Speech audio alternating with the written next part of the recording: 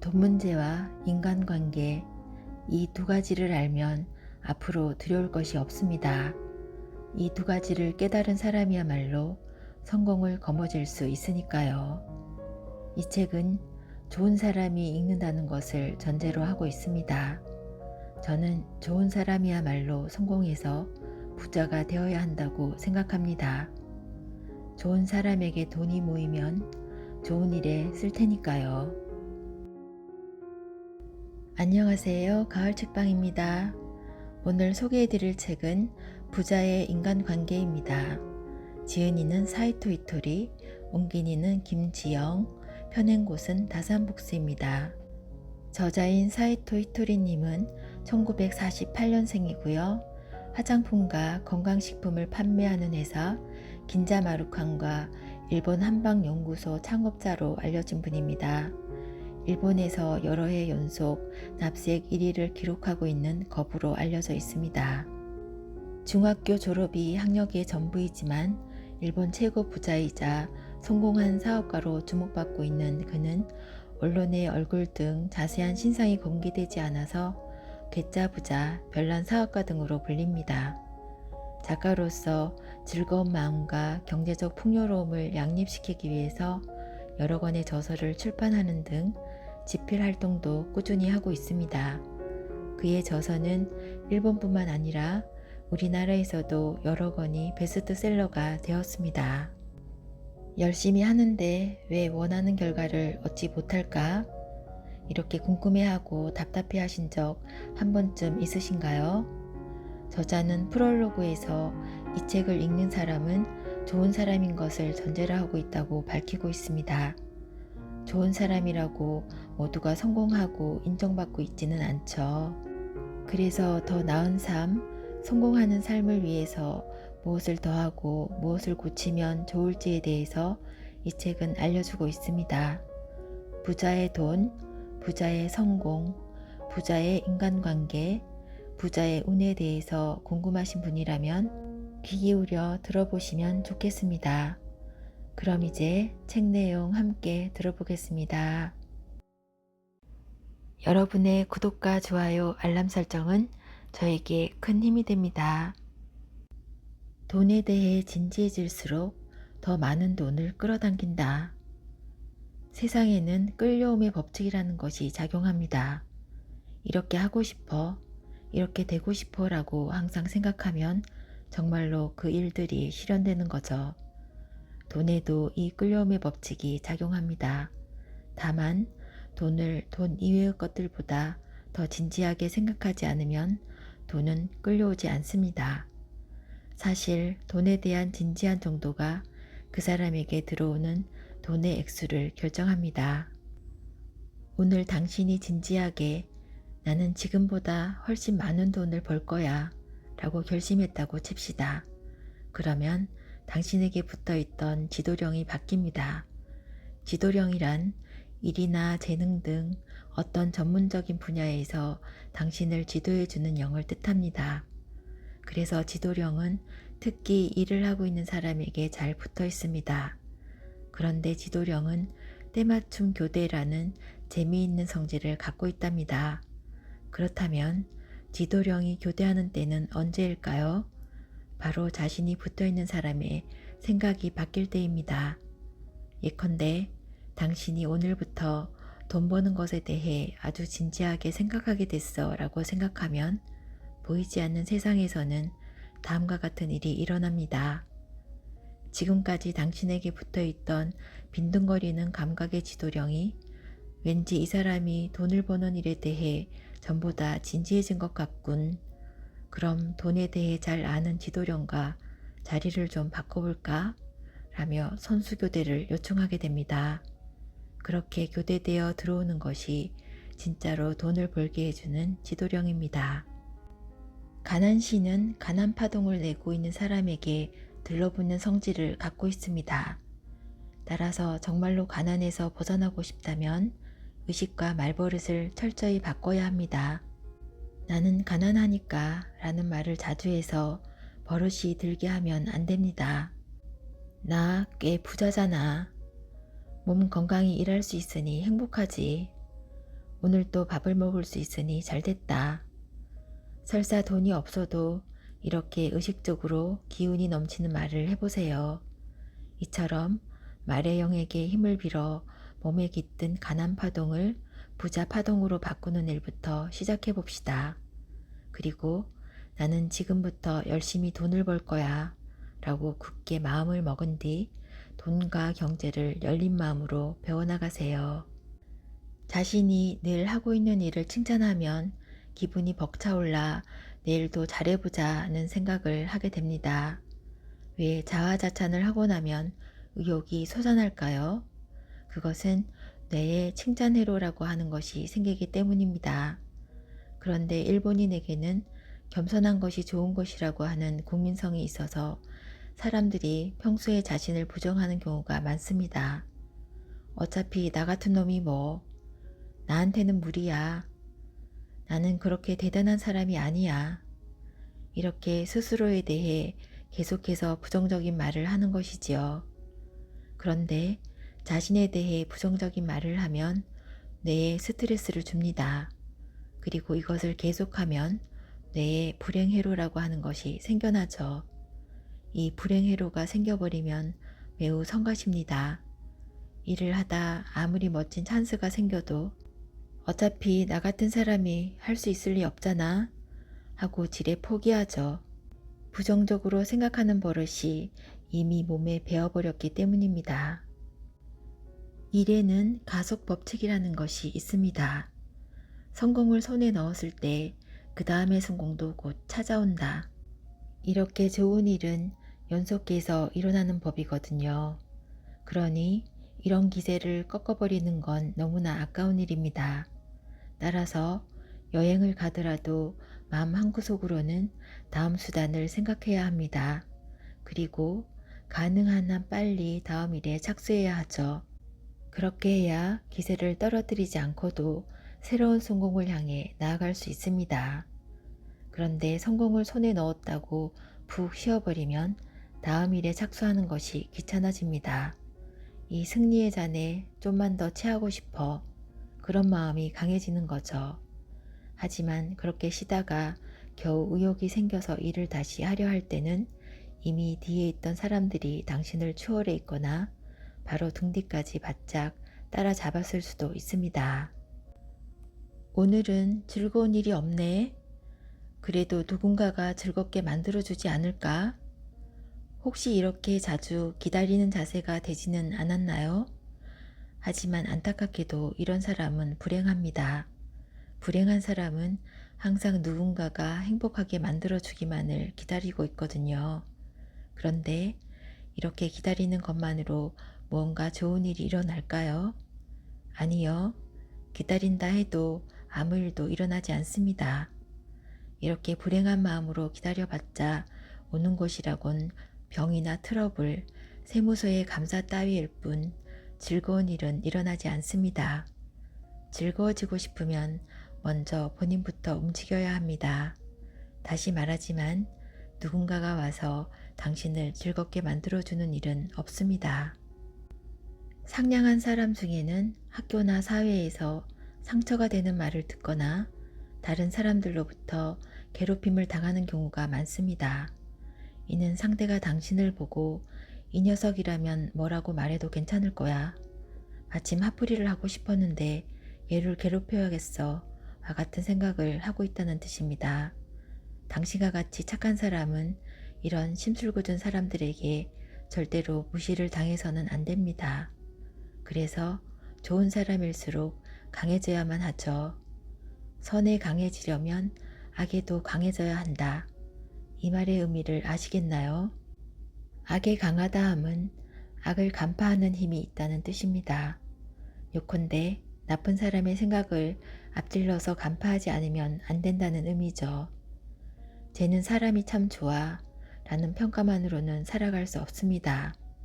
좋은 사람이라도 악에 약하면 남들에게 얕잡혀 바보 취급을 당하거나 사기를 당하거나 괴롭힘을 당할 수 있으니까요.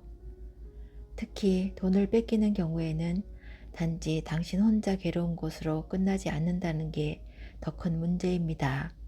예컨대 사기를 당해서 1,000만 원을 빼앗겼다고 합시다. 나쁜 사람의 수중에 그 돈이 들어가면 그 돈은 또 나쁜 일에 쓰이겠죠. 당신이 소중하게 모아온 돈이 결국 나쁜 일에 쓰이는 겁니다. 그렇기 때문에 세상을 위해서도 악을 강하게 만들어서는 안 됩니다. 또한 언뜻 보기에는 친절하지만 상대를 겁주거나 불안하게 만드는 사람과도 엮이지 말아야 합니다. 세상에는 신이라는 말을 함부로 입에 담거나 점괘를 빌미로 겁을 주는 사람들이 있습니다.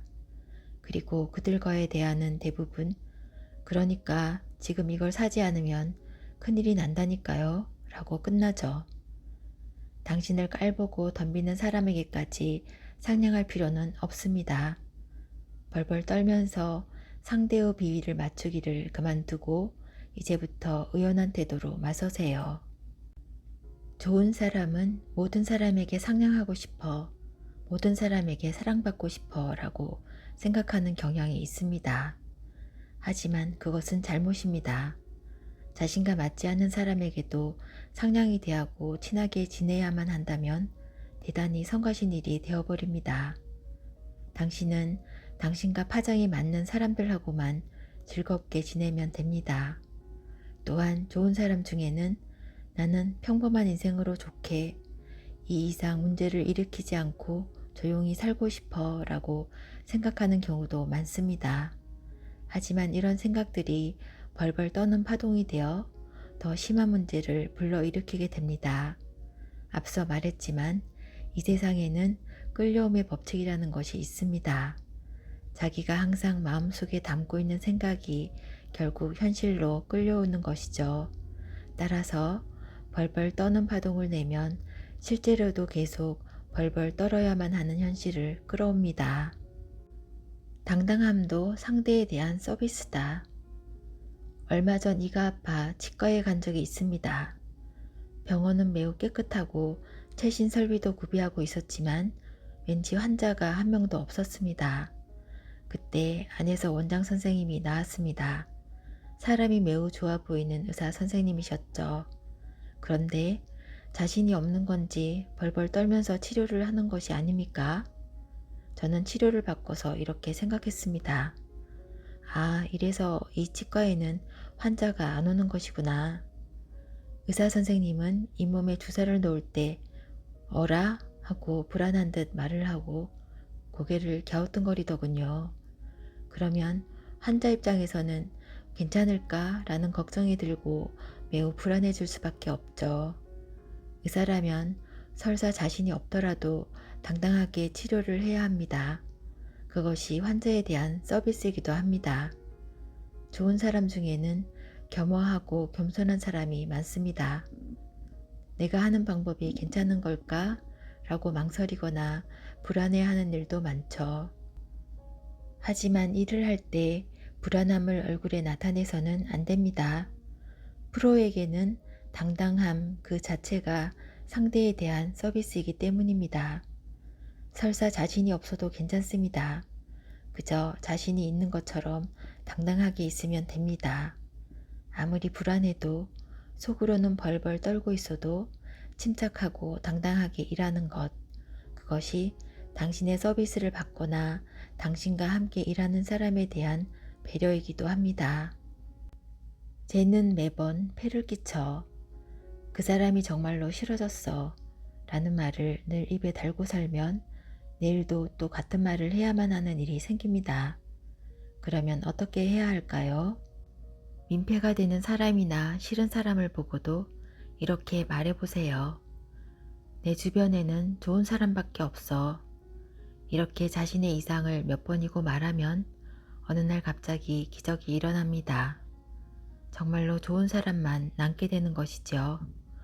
또 싫어하는 사람이 갑자기 사정이 생겨 당신 근처에 못 오게 된다든지 하는 식으로 어느새 싫은 사람이 사라지게 됩니다. 이것이 언어가 갖고 있는 마법의 힘입니다. 저는 항상 이 언어가 부리는 마법을 사용해 왔습니다. 지금 현실에서 일어나고 있는 일은 아무래도 상관없습니다. 아무리 싫은 사람이 나타나도 내 주변에는 좋은 사람밖에 없어 라고 말하면 정말로 그렇게 됩니다. 다른 사람의 성공을 그대로 따라한다. 여기서는 최단 시간에 운을 좋게 만드는 비법에 대해 이야기해 드리겠습니다. 답은 간단합니다. 이미 성공한 사람이 한 것을 그대로 따라하는 것입니다. 원래 따라하다 라고 하는 말의 어원은 배우다입니다. 따라서 성공한 사람을 따라한다 함은 최고의 배움을 뜻합니다. 노파심에 한 가지 짚고 넘어가자면 여기서 따라한다는 말의 의미는 인생과 생활 태도를 따라한다는 것입니다. 즉, 남이 만든 상품을 그대로 베끼거나 특허를 따라하는 것과는 의미가 다릅니다. 지금까지 성공하지 못한 사람에게는 분명히 어떤 이유가 있습니다. 그 사람의 행동이나 사고방식, 사용하는 언어 등 어딘가에 문제가 있기 때문에 성공할 수 없었던 거죠. 그런데 성공한 사람의 생활 태도를 있는 그대로 따라해 보면 지금까지 자신이 해온 잘못이 무엇인지 알 수 있습니다. 참고로 이 이야기의 핵심은 있는 그대로 따라한다는 것에 있습니다. 많은 사람이 행하는 잘못 중에는 내 방식대로 고쳐서 해야지 라는 생각이 있습니다. 바로 이것이 실패의 원인이 되죠. 내 방식대로 고치는 과정에서 지금까지 자신이 해온 오류의 에센스를 첨가해 버리기 때문입니다. 친절이란 이해하기 쉬움을 뜻합니다. 어려운 내용을 이해하기 쉽게 잘 설명해서 전달한다. 이것이 상대에게 있어 최고의 친절인 것이지요. 어려운 것을 그냥 어렵게 전하는 사람이 있는데 그런 사람은 아직 다른 사람에게 말을 전할 수 있는 단계에 이르지 못한 것입니다. 정말로 본인도 납득을 해서 잘 이해하고 있는 상황이라면 남에게도 아주 쉽게 가르쳐 줄 수 있습니다. 말을 전하는 본인도 잘 모르니까 어렵게 설명할 수밖에 없는 겁니다.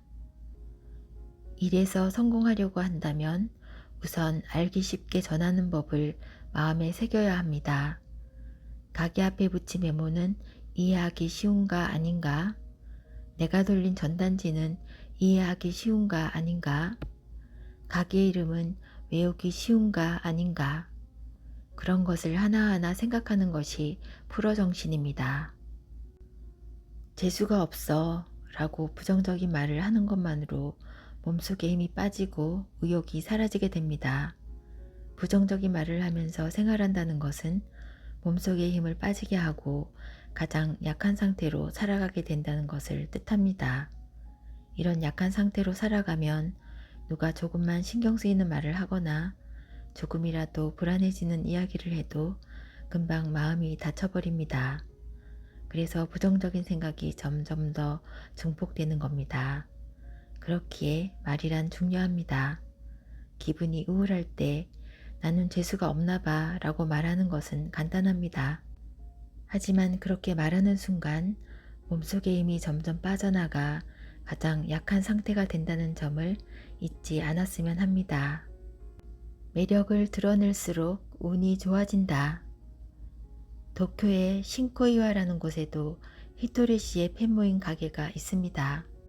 거기서 점장을 맡고 있는 강군에 관한 아주 좋은 이야기가 있어 소개하려고 합니다. 강군을 아는 사람은 다 알고 있지만 그는 좀처럼 찾아보기 힘들 만큼 좋은 남자입니다.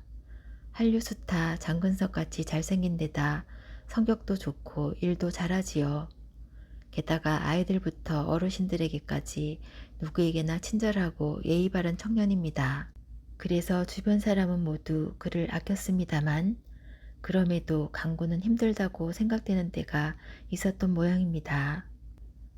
가게후 손님이나 동네 사람들이 본인을 진심으로 좋아해주고 누군가로부터 연애편지나 선물을 받는 건 분명 기쁜 일이겠죠. 다만 스토커같이 쫓아다니는 여성들이 있다 보니 골치가 아팠던 겁니다. 이런 문제 때문에 강군은 몹시 힘들어 했습니다. 사실 그에게는 몇 년 전부터 사귀고 있던 결혼을 약속한 애인이 있었습니다. 그럼에도 강군에게는 이렇게 불미스러운 일이 끊이지 않았죠. 그리고 급기야 그는 이 이상 트러블을 만들고 싶지 않아 라는 생각으로 가능한 한 눈에 띄지 않게 일을 하게 되었습니다. 저는 그런 그의 마음을 눈치채고 어느 날 이렇게 말했습니다. 간군, 오늘은 중요한 이야기를 하겠습니다. 자신이 가진 매력을 발산하는 일을 그만두면 운까지 나빠진다는 걸 알고 있나요? 그는 매우 깜짝 놀라는 얼굴을 하더군요. 저는 계속해서 말을 이어나갔습니다. 강군이 멋지게 태어난 것은 실은 신이 주신 운명입니다. 멋지게 태어난 사람에게는 멋지게 태어난 사람만의 역할이 있어요. 예를 들면 멋진 남성으로부터 또 가게에 와주시면 기쁠 거예요. 혹은 조금 도와주시면 기쁠 거예요. 라는 말을 듣는 여성들은 매우 기쁘겠죠. 그렇게 멋진 사람이 빛을 비추는 것만으로도 많은 여성의 마음을 밝게 만들 수 있습니다. 그것이 멋진 사람에게 주어진 사명이에요.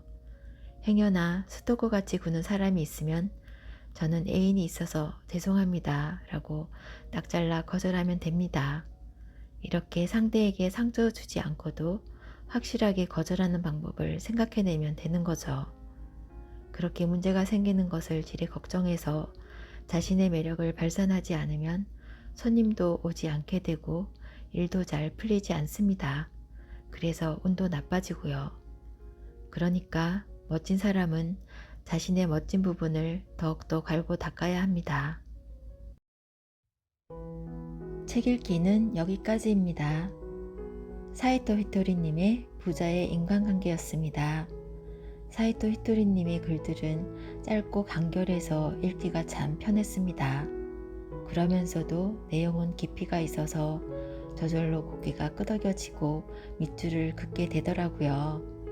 여러분은 어떻게 들으셨나요? 오랜 세월을 거치면서 터득한 삶의 지혜들을 이렇게 편하고 쉽게 책으로 접할 수 있다는 것에 저는 감사한 마음이 들었습니다.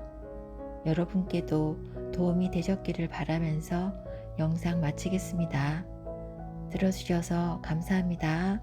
평안한 시간 보내세요.